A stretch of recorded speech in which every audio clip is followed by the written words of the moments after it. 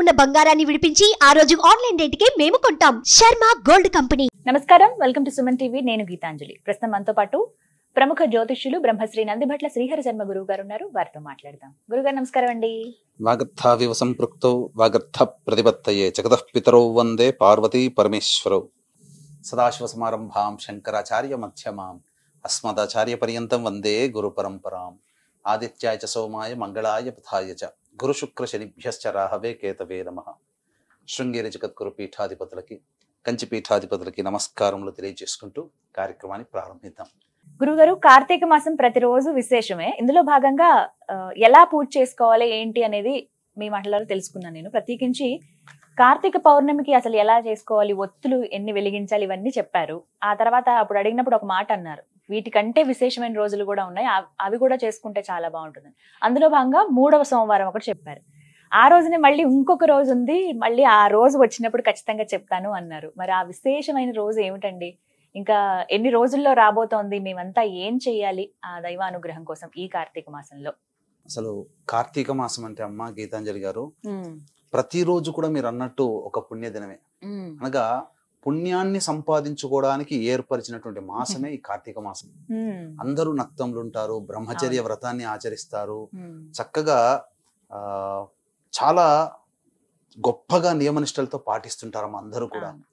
అలాగే మొన్న మనం చెప్పుకున్నట్టుగా ఈ క్రోధినామ సంవత్సరంలో 3వ కార్తీక సోమవారం శివ పరివారానికి సంబంధించి చెప్పినప్పుడు మీరు అన్నట్టుగా చాలా మంది ప్రేక్షకులకు చక్కగా ఆదరించారు. వాళ్ళకందరికీ నమస్సుమాంజలు. అలాగే మంచి మంచి అంటే మీ ప్రేరణ, మీ అభిమానము, అలాగే మీ యొక్క సంతోషము, మీరందరూ బాగుపడాలనే ప్రేరణతోనే మరిన్ని విషయాలకు ఈ యొక్క సుమన్ టీవీ యాజమాన్యం ద్వారా, ప్రసార మాధ్యమం ద్వారా మనం తెలియజేస్తూ వస్తున్నాం అమ్మా. గమనించుకున్నట్లయితే ప్రత్యేకించి ఈ కార్తీక మాసంలో ఈ సంవత్సరం అనేక రకాలైనటువంటి పుణ్యతిథుల కలయిక అనేటువంటిది వచ్చింది. అంటే మనకు కేవలం ఒక యోగమే ఏర్పడితే ఇటువంటివి అనేక యోగాలు కలిసి ఒక్క రోజుల్లోనే ఏర్పడుతున్న సందర్భాలు వచ్చాయి. ఇంకా విశేషం 3వ కార్తీక సోమవారంలో ఆ విధంగా ఎలా అయితే శివ పరివారం వచ్చిందో, ఇప్పుడు ఇంకోటి కూడా ప్రత్యేకమైనటువంటిది ఏంటంటే గురువారం రోజున 21వ తారీఖు వచ్చేది.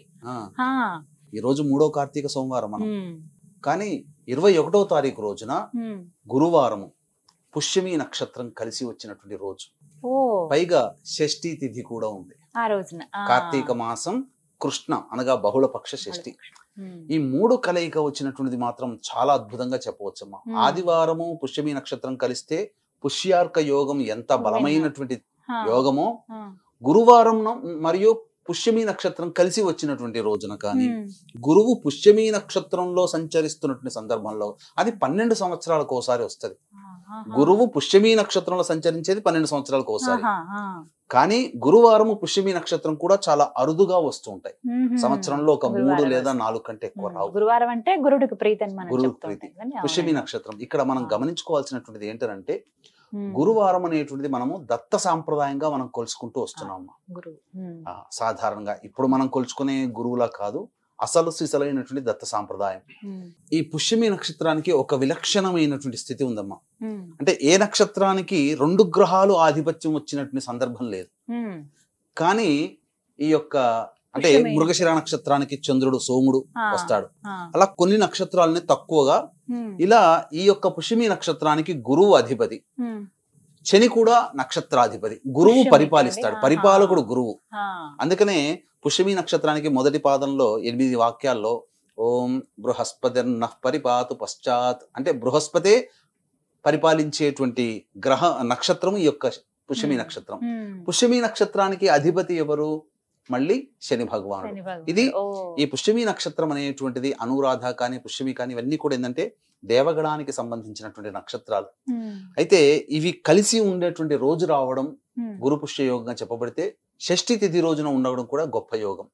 కాబట్టి ఈ యొక్క ఈ గురువారము పుష్యమి నక్షత్రం ఉన్నటువంటి రోజున కొన్ని నియమాలు గనక మానవుడు కొన్ని సమస్యలకి, అనగా విద్య కావచ్చు, వివాహం కావచ్చు, ఉద్యోగం కావచ్చు, దాంపత్యం కావచ్చు, సంతానం కావచ్చు, అలాగే అనారోగ్య సమస్యలు కావచ్చు, ఇంకా చెప్పాలి అని అంటే ప్రధానంగా ధనపరమైనటువంటి సమస్యలతో బాధపడేటువంటి వాళ్ళు కావచ్చు.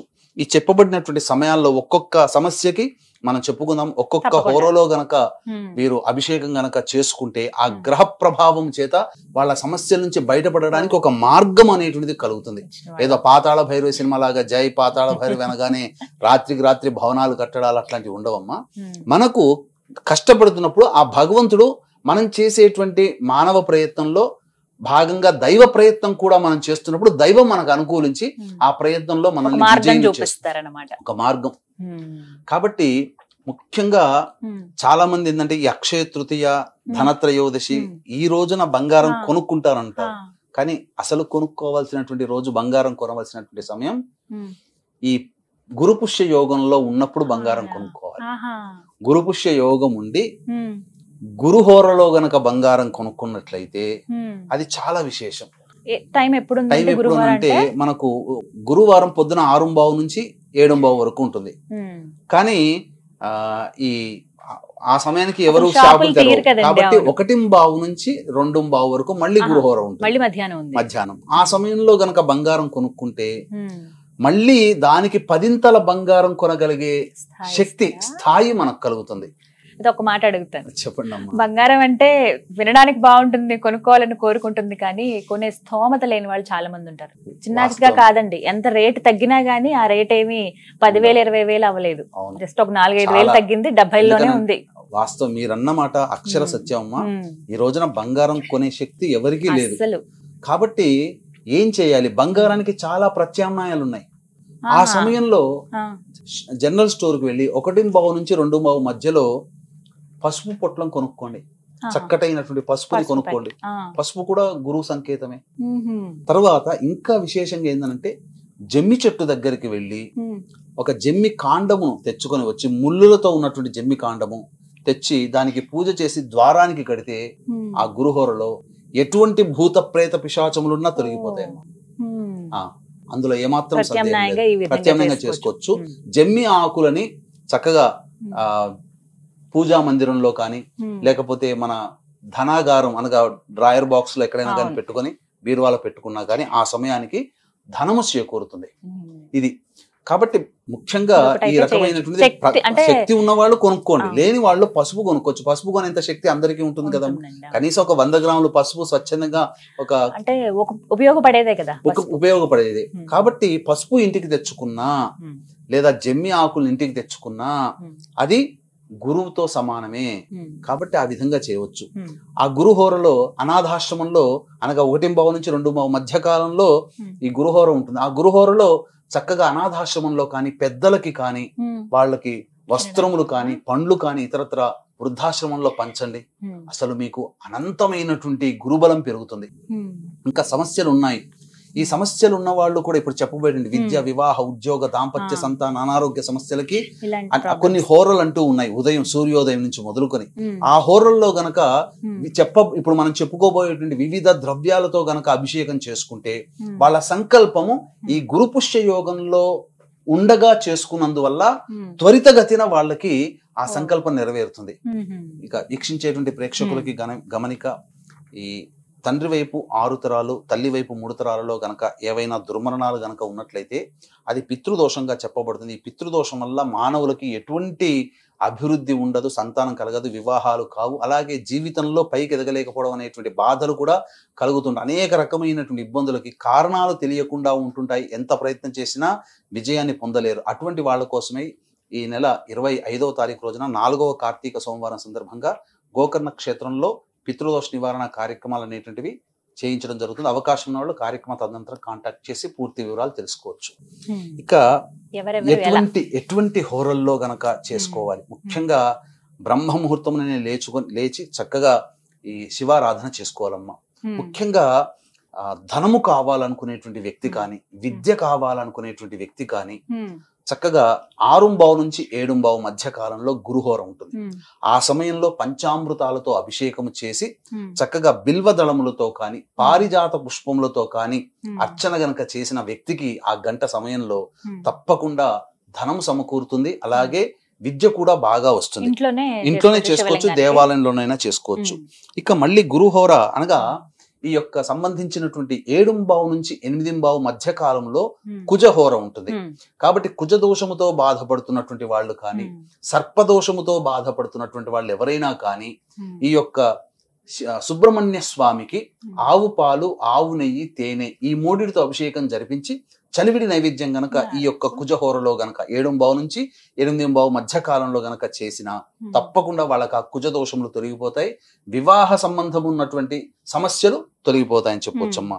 ఇక ఉద్యోగముతో బాధపడేటువంటి వ్యక్తులు ఎవరైనప్పటికీ కూడా 8 నుంచి 9 మధ్య కాలంలో చెరుకు రసముతో కానీ, చెరుకు రసం దొరకకపోతే బెల్లముని కలిపితే బెల్లం నీరు, ఆ బెల్లం నీటితో శివుడికి అభిషేకం జరిపించి చక్కగా ఈ సంబంధించినటువంటి నందివర్ధనం పూలతో గనక అర్చన చేసినట్లయితే తప్పకుండా వాళ్ళకి ఉద్యోగం లభించి తీరుతుంది.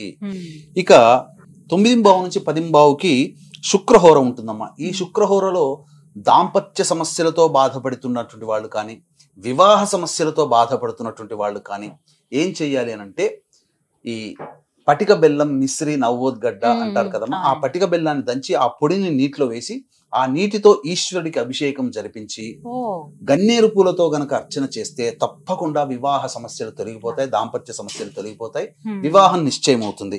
ఇక వ్యాపారాభివృద్ధి కావాలి అనుకునేటువంటి వాళ్ళు చక్కగా తేనెతో ఈశ్వరుడికి అభిషేకం ఈ 7, 8, 9, 10, 10 నుంచి 11 మధ్య కాలంలో ఈ యొక్క తేనెతో అభిషేకం చేసుకుంటే చాలా మంచిది.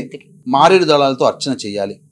ఇక 11 నుంచి 12 వరకు చంద్రహోర. వివిధ రకాలుగా ప్రజా సంబంధమైనటువంటి వృత్తిలో వ్యాపారంలో ఉన్న వాళ్ళు పంచామృతాలతో కానీ, ఆవు పాలతో కానీ అభిషేకం చేయాలి 11.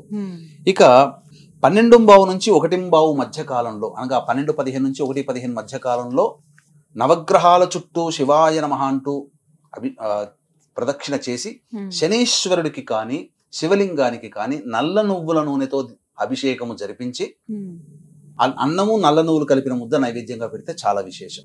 ఇక 1 నుంచి 2 మధ్య కాలంలో ఈ యొక్క గురుహోర ఉంటుంది. అలాగే 1:30 నుంచి 3 గంటల వరకు ఈ రాహుకాలం ఉంటుంది. ఈ సమయంలో అన్నముతో అభిషేకం జరిపితే కుటుంబ వృద్ధి, కుటుంబ సభ్యులందరూ కూడా అన్యోన్యంగా ప్రేమతో, వాత్సల్యంతో కలిసి ఉంటారమ్మా. ఇది ఈ విధంగా షష్ఠీ తిథి రావడము, గురువారము పుష్యమి నక్షత్రం కలిసి ఉన్నటువంటి రోజున జరగడము, ఇవన్నీ కూడా అద్భుతమైనటువంటి విషయాలు. ఈ చెప్పినటువంటి విధంగా గనక పాటించిన వ్యక్తులకి గురు అనుగ్రహంతో పాటు ఈశ్వర అనుగ్రహం సంపూర్ణంగా కలుగుతుంది. ఇటువంటి అవకాశాన్ని వీక్షించేటువంటి ప్రేక్షకులు ఎవ్వరు కూడా మిస్ చేసుకోకండి. ఈ కార్తీక మాసంలో ఉన్నటువంటి అత్యద్భుతమైనటువంటి యోగాలలో ఇది కూడా ప్రథమ తాంబూలము చెంది ఉంటుందని చెప్పడంలో ఏమాత్రం సందేహం లేదు. అలా చక్కగా వివరించారు గురువు గారు. ఇప్పుడు రాబోతున్న గురువారమే కాబట్టి ఎవరైతే చేసుకోలేకపోయామని బాధపడే వాళ్ళు ఒకవేళ మిస్ అయితే గనక ఆ రోజున చేసుకున్నా కూడా మంచిదే. అందరూ ఈ పాటికి పౌర్ణమి చక్కగా చేసుకుంటారు, 3వ సోమవారం చేసుకుని ఉంటారు. అలాగే దీంతో పాటుగా ఉపవాసం ఉన్నా కానీ మంచిది. అవునా? ఉపవాసం ఉండి సాయంత్రం నక్షత్ర దర్శనం చేసుకుంటే మంచిది. ఇంకా దత్త బంధువులు, గురు బంధువులు, గురు భక్తులు, దత్త భక్తులు ఎవరైనా ఉన్నట్లయితే అసలు ఈ గురు పుష్య యోగం ఉన్నటువంటి రోజున ఉదయం నుంచి మొదలుకొని 6 గంటల నుంచి మొదలుకొని సాయంత్రం అయ్యే లోపల ఎవరైతే ఒక దత్తాత్రేయ చరిత్ర, సద్గురు చరిత్ర, మళ్ళీ ఇంకా ఏ గురువులదో కాదు, కేవలం దత్తాత్రేయుని యొక్క చరిత్రని ఆ రోజు మొత్తంలో గనక పారాయణం చేసిన, ఒక సప్తాహం గాని పారాయణం చేసిన వాళ్ళకి 100 పారాయణాలు మామూలు రోజుల్లో చేస్తే ఎంత ఫలితమో ఆ గురు పుష్య యోగం రోజున ఒక్క రోజు ఒక్క పారాయణం చేసినటువంటి వాళ్ళకి అంతటి పుణ్య ఫలితం దక్కుతుందమ్మా. అందులో సందేహమే లేదు. చాలా విశేషమైన అందులో గురువారం రోజు రావడం చాలా విశేషం. చక్కగా వివరించారు గురువు గారు. ధన్యవాదాలండి. సర్వం శ్రీ ఉమామహేశ్వర పరబ్రహ్మార్పణమస్తు.